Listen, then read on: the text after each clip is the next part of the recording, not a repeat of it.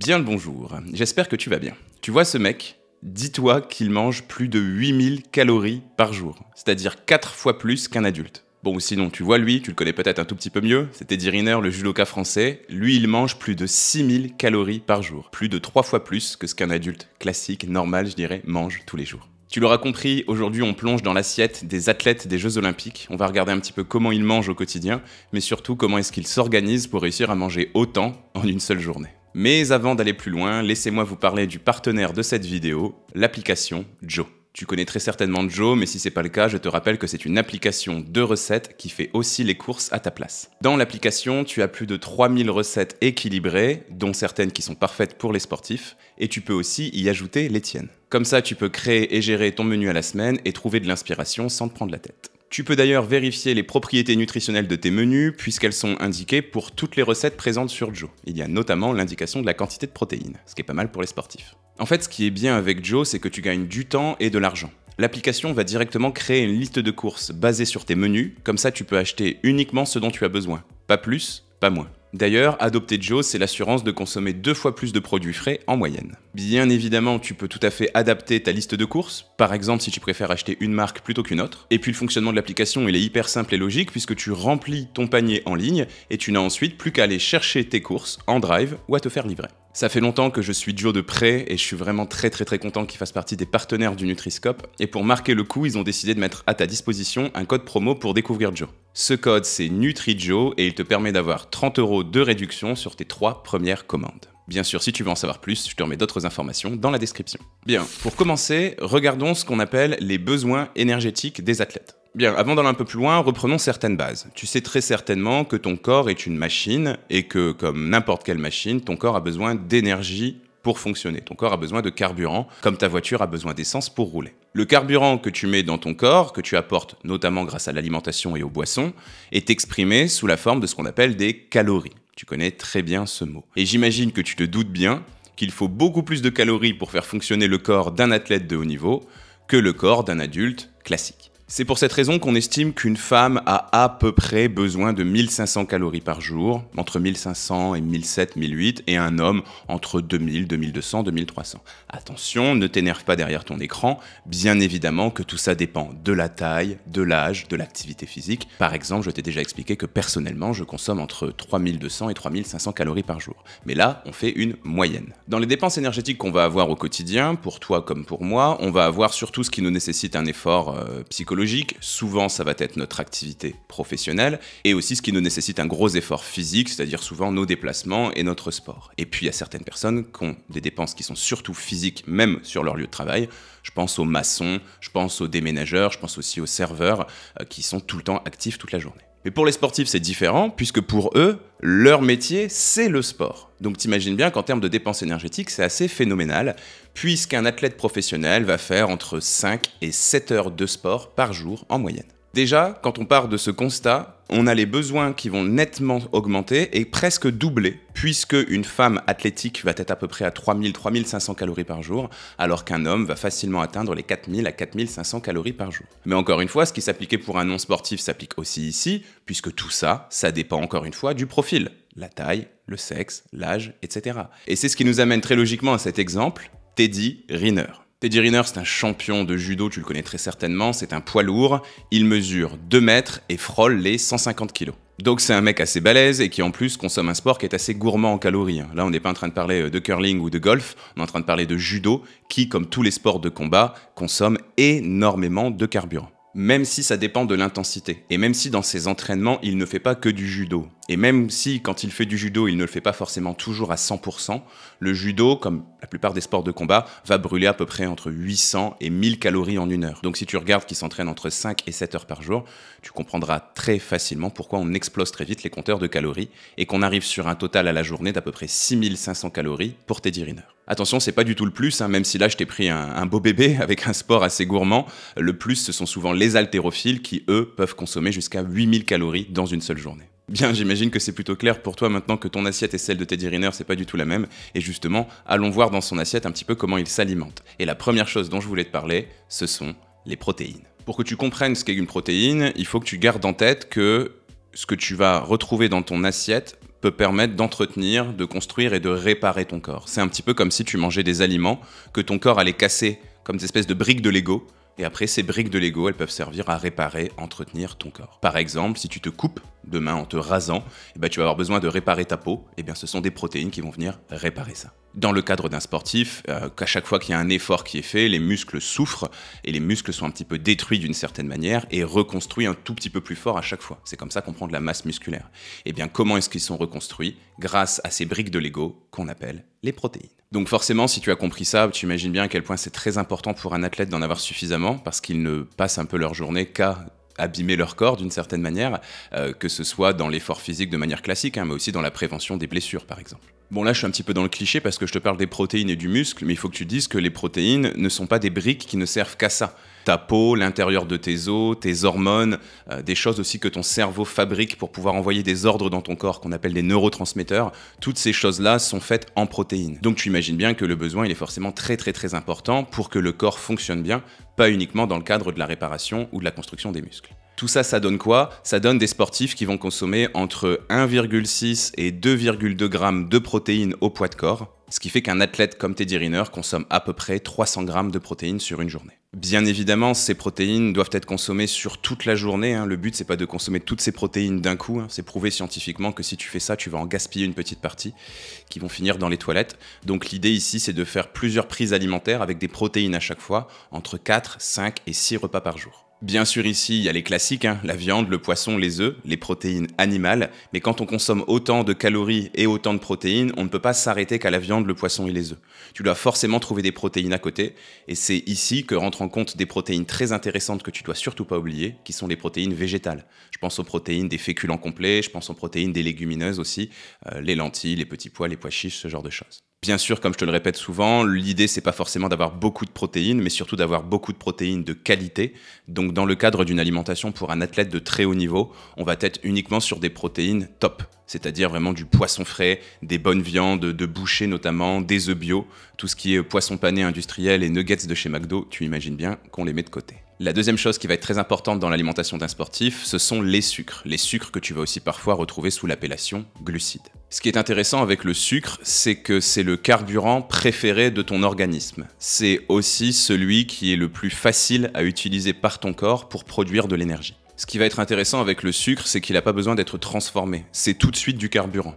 Alors que si tu consommes du gras et des protéines, ce gras et ces protéines doivent être envoyés dans ton foie pour subir quelques petites modifications avant de pouvoir fournir de l'énergie à ton corps. Dans le cadre du sucre, on n'a pas besoin de faire cette transformation, c'est tout de suite du carburant. D'ailleurs, quand tu consommes du sucre, il y en a une petite partie qui va être tout de suite mise en réserve pour justement servir de carburant, je dirais, d'urgence. Tu vas avoir une partie de ce sucre qui va être transformée en quelque chose qu'on appelle du glycogène, et ce glycogène va être envoyé dans ton foie et aussi dans tes muscles pour servir de source de carburant de priorité, la première que tes muscles vont utiliser lorsqu'ils fonctionnent. Les sucres, c'est donc super important pour permettre à un athlète d'être bien performant. Donc, tu observeras souvent des sportifs qui font des réserves de sucre, qui font des réserves de glycogène. Une image que tu connais peut-être, qui est un petit peu dépassée maintenant, c'était les athlètes, les footballeurs, mais aussi les athlètes du Tour de France qui se faisaient des montagnes de spaghettis ou de pâtes la veille des courses pour pouvoir recharger un petit peu en sucre. Quelques années après, on s'est rendu compte que c'était pas la meilleure des idées et qu'il y avait peut-être d'autres sources de carburant qui étaient plus intéressantes que des pâtes blanches. Mais tu connais peut-être cette image. Autre chose qu'il faut que tu comprennes par rapport au sucre, c'est que certes, c'est la source de carburant préférentielle de ton corps, mais c'est pas la seule. Ton corps peut aussi retrouver de l'énergie dans du gras et dans des protéines. Le gras et les protéines que tu as dans ton assiette, mais aussi et surtout celui que tu as dans ton corps. Le problème, c'est que tu imagines bien qu'un athlète de très haut niveau, il a très peu de gras dans son corps. Donc, il n'y a pas grand-chose à les puiser ici. Il ne reste plus que les protéines. Mais je viens de t'expliquer que les protéines, ça construisait du muscle. Donc on en a besoin des protéines. Donc tu vois que si tu consommes pas de sucre, ton corps va aller détruire des protéines et c'est pas du tout ce qu'on cherche. Donc le bilan, c'est quoi? C'est que certes, on parle souvent des protéines dans le cadre de l'alimentation des sportifs, mais il faut que tu saches que quasiment tous leurs repas contiennent aussi des sucres et des sucres en assez grosse quantité. Concrètement, pour un sportif de haut niveau, on va avoir à peu près 5 grammes de sucre par poids de corps les jours d'entraînement, et les veilles ou avant-veilles de compétition, on va monter ça à peu près 10 grammes de sucre par kilo de poids de corps. Donc si je reprends l'exemple de Teddy Riner et de ses 150 kilos, il lui faut 1500 grammes de sucre, c'est-à-dire 1,5 kg de sucre avant les compétitions. C'est gigantesque, encore une fois. Ici, encore une fois, on veut des sucres de qualité, donc on va bien évidemment retrouver des sucres lents, donc tout ce qu'on va appeler les féculents. Donc encore une fois, les féculents complets, les légumineuses qui contiennent des protéines aussi, je viens de te l'expliquer. On va aussi retrouver un petit peu de sucre dans les fruits et du sucre de bonne qualité. On va aussi avoir du sucre dans tout ce que j'appelle les produits d'ajout, c'est-à-dire du miel, de la confiture, du sirop d'érable, ce genre de choses. Ici, encore une fois, on va étaler les prises de sucre sur toute la journée et on va essayer de faire en sorte qu'il y ait des repas où il n'y a pas que du sucre. Toujours avoir du sucre, mélanger un petit peu de gras et mélanger un petit peu de protéines. C'est le meilleur moyen d'éviter de faire des fringales et du coup de flinguer un petit peu sa préparation en tant que sportif. Troisième chose hyper importante dans l'assiette d'un sportif, c'est le gras, mais le bon gras. Après les protéines et le sucre dont je viens de te parler, le gras est la troisième source de carburant disponible pour ton corps. Il n'y en a que trois, des protéines, du sucre ou du gras. Il y a aussi l'alcool, mais tu te douteras bien que c'est pas ce qui nous intéresse ici. Mais donc le premier intérêt, il est là, fournir du carburant à l'athlète. Par contre, à l'inverse du sucre, c'est pas vraiment le premier carburant que va utiliser ton corps. Donc le gras est très important comme source de carburant, bien évidemment, mais encore plus pour les sportifs qui font des activités plutôt de longue durée, c'est-à-dire plutôt des sports d'endurance. Mais le gras, il est surtout intéressant parce qu'il va permettre au corps de bien fonctionner. En dehors de l'aspect énergétique, de l'aspect carburant, c'est absolument essentiel pour qu'un sportif puisse être bien performant. Le premier intérêt, il va concerner quelque chose qu'on appelle des hormones. Les hormones, c'est quelque chose qui est fabriqué par ton corps, souvent par ton cerveau, pour donner des ordres à différents endroits dans ton corps. Quand tu as peur, c'est à cause des hormones. Quand tu as faim, ce sont des hormones. Quand tu n'as plus faim, ce sont des hormones. Quand tu es fatigué et que tu vas t'endormir, ce sont aussi des hormones qui rentrent en jeu. Et bien, dans le cadre du sportif, c'est pareil. On va avoir différentes hormones qui sont très importantes pour ses performances. Notamment une hormone qui s'appelle la testostérone. Cette testostérone, tu as peut-être déjà croisé son nom à droite ou à gauche, elle est très importante parce qu'elle permet d'optimiser la croissance et la réparation des muscles. Donc dans le cadre d'un sportif, c'est très intéressant. Et dans ton assiette, tu retrouves certaines graisses qui rentrent dans ce processus qu'on appelle des oméga 3. Deuxièmement, selon les graisses que tu vas consommer, tu vas plus ou moins faire de l'inflammation. L'inflammation, c'est un processus complètement naturel qui est mis en place par ton corps pour aller réparer souvent des petits dommages que tu peux avoir à droite à gauche. Souvent, on va parler d'inflammation dans le cadre d'une blessure ou d'une maladie, mais il faut que tu saches que quand tu fais du sport à très haut niveau, tu abîmes un tout petit peu ton corps, donc tu risques de faire un petit peu d'inflammation. Le problème, c'est que plus tu vas faire d'inflammation, plus ton corps va avoir tendance à détruire les protéines. Et je vais pas te refaire le topo que je te fais depuis le début de la vidéo, tu auras compris qu'elles sont absolument essentielles. En plus de ça, si tu fais trop d'inflammation, tu vas avoir ton système cardiovasculaire, donc ton cœur finalement, qui va un petit peu moins bien fonctionner. Et ça aussi, en plus des muscles, tu auras bien compris que dans la vie d'un sportif, c'est hyper important. De façon concrète, dans ton assiette, les graisses qui vont aider à limiter de faire de l'inflammation, ce sont les oméga 3. Encore eux. Et enfin, troisième chose qui est très intéressante dans le cadre des graisses, c'est que selon le gras que tu vas consommer, tu vas permettre à tes muscles et à tes nerfs de mieux fonctionner ensemble. Bah ouais, il faut bien que tu comprennes que c'est ton cerveau qui donne les ordres à tes muscles. Quand je fais ça, l'information de la contraction musculaire, c'est mon cerveau qui l'envoie. Et comment est-ce que l'information électrique part de mon cerveau et va jusqu'à mes muscles ?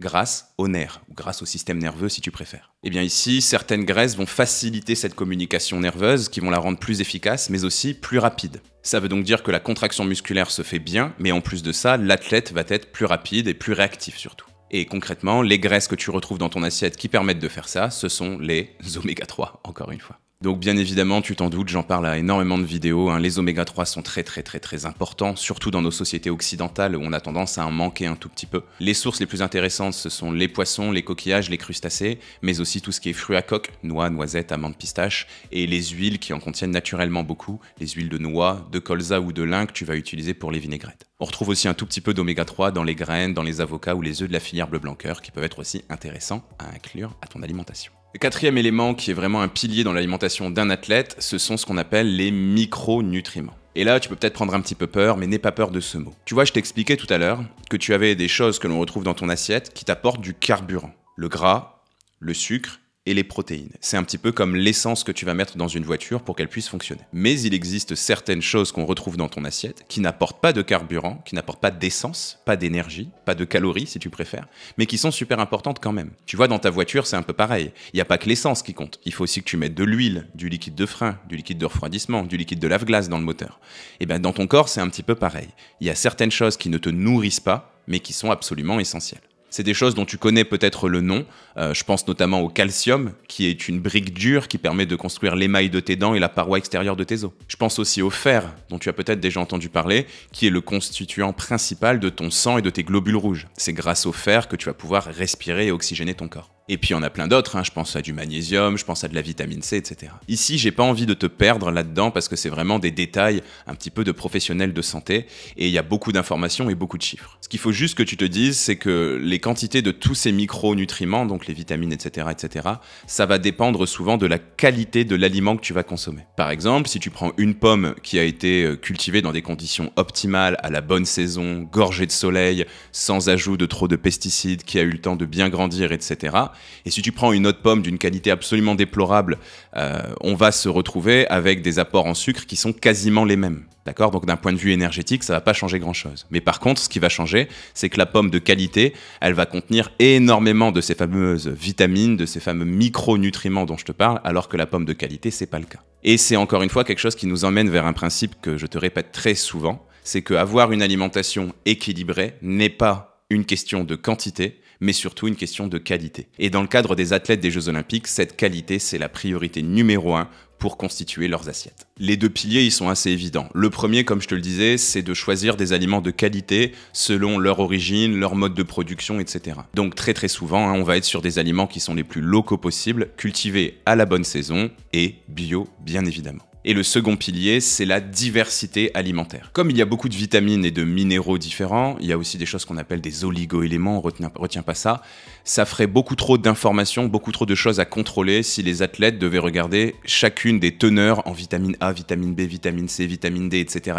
pour chaque aliment. Ce serait une véritable galère. Du coup, la priorité pour eux, mais aussi pour vous si vous voulez avoir une alimentation de qualité, c'est de varier le plus possible. Tu vois, par exemple, pour les protéines, on va faire en sorte de varier le plus possible. Des œufs, des coquillages, des crustacés, des fruits de mer, du gibier, des abats. Pour les fruits et les légumes, c'est pareil. On va essayer d'élargir le plus possible la diversité alimentaire qu'on va mettre dans son assiette. Donc voici ce que sont vraiment les 4 piliers d'une alimentation de qualité pour un athlète des Jeux Olympiques. Mais bien évidemment, le rythme alimentaire, lui, il est aussi très particulier, puisque comme je te le disais en début de vidéo, on va avoir entre 5, 6 et 7 repas par jour, avec bien évidemment les repas principaux, petit déjeuner, déjeuner et dîner, mais en plus de ça, des collations qui sont glissées entre différents repas et qui souvent vont être aussi rythmées par les fréquences des entraînements. D'ailleurs, à ce sujet, forcément, tu imagines bien qu'il va y avoir des collations avant l'entraînement, pour permettre à l'athlète d'avoir tout ce dont il a besoin pendant l'effort, et bien sûr des collations après l'entraînement, ce qui va permettre à l'athlète de réparer son organisme, de faire une récupération efficace pour pouvoir retourner à l'entraînement l'après-midi ou le lendemain. Mais en parallèle de ça, dis-toi qu'il y a des collations aussi pendant l'entraînement. Les athlètes mangent pendant l'effort physique, puisqu'on est sur des dépenses énergétiques tellement importantes qu'on doit forcément leur apporter du carburant au milieu de l'effort. Là, on est sur un travail beaucoup plus pointu qui nécessiterait une autre vidéo où on va vraiment communiquer de façon très précise avec l'athlète, le suivre dans ses habitudes alimentaires pendant très longtemps pour comprendre quels sont ses goûts, bien évidemment, quel est le profil de son corps, mais aussi différentes données telles que ses capacités digestives, tu vois. Si tu prends par exemple un athlète qui est un nageur, c'est très important d'avoir une collation qui digère facilement pour pas qu'il passe sa session d'entraînement à rôter sous l'eau, avoir des difficultés digestives et donc du coup avoir des performances qui ne sont pas optimales. Bien, voilà ce que je voulais te dire aujourd'hui sur l'alimentation des athlètes des Jeux Olympiques. Avant de clôturer, bien évidemment, je remercie Joe encore une fois d'être le partenaire de cette vidéo. Si cette vidéo elle t'a plu, je t'invite à me laisser un like et à me le dire en commentaire. N'hésite pas non plus à t'abonner à la chaîne si c'est pas encore fait. Moi je te retrouve ici 2 fois par semaine et tous les jours sur mes autres réseaux sociaux. Salut!